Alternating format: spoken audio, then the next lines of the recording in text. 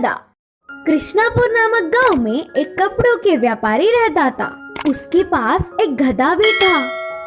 वह रोज गधे के ऊपर ही कपड़ों की पोटली बांधकर पूरा गांव में घूमते हुए कपड़े बेचता था।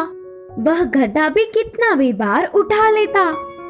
ऐसे सुबह से शाम तक मेहनत करने पर अच्छे लाभ आते। उसके व्यापार की अच्छी सी वृद्धि करने वाली गधा तो उसे बहुत पसंद थी, इसीलिए उसे बहुत ध्यान से रखता था। एक बार व्यापारी को भारी रकम से कपड़े खरीदने के लिए विदेश जाना पड़ा। उसी समय में गांव-गांव घूमकर कपड़े बेचने के लिए और साथ ही साथ गधे की देखभाल करने के लिए एक आदमी को काम पर रख लिया। सारी जिम्मेदारियां उसे सौंपकर व्यापारी विदेश चला गया। कुछ सालों बाद लौट आने वाला व्यापारी अपने गधे को लंगड़ाते हुए चलना देखा। वह अपने पसंदीदा गधे को ऐसे लंगड़ाती हुई चलता नहीं देख पाया। काम वाले को पूछने पर भी उस विषय में उसे कुछ नहीं पता करके कहा।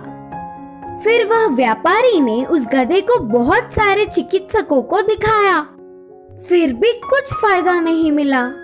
गधे को देखने वाला कोई भी वह क्यों ऐसे लंगड़ाती हुई चल रही है इसका कारण नहीं बता पाया। ऐसे कुछ समय बीतने के बाद उस गांव में एक साधु आया। महाज्ञानी साधु उसकी गधा क्यों लंगड़ा रही है कारण बोलेंगे करके विश्वास करके उनके पास गधे के साथ गया। पूरे विषय जानने वाला साधु इस गधे की देखभाल करने वाले को इधर ले आओ करके कहा। तब तुरंत व्यापारी ने काम वाले को बुलवाया। काम वाले को आते देख, सज्जन, तुम्हारे गधे को ये लंगड़ापन किसी भी रोग से नहीं आया, बल्कि उसे देखो, वह लंगड़ा है।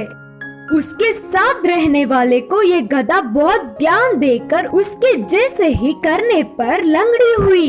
बोलते हुए विवरण दिया। हमारे आसपास के रहने वालों का प्रभाव हम पर ही ज्यादा पड़ता है। अगर हमेशा के लिए उसकी लंगड़ापन को दूर करना है तो पहले उस काम वाले आदमी को बदलना होगा। व्यापारी उनकी सारी बातें मानते हुए तुरंत काम वाले को दूसरी जिम्मेदारियां सौंपकर उस गधे पर कपड़े रखकर घर घर घूमकर वही बेचने लगा। कुछ सालों बाद मालिक को देखकर गधा भी पहले जैसे ठीक से चलने लगी। इस कहानी की सीख है कि हमारे आसपास रहने वालों का प्रभाव हम पर जरूर पड़ता है।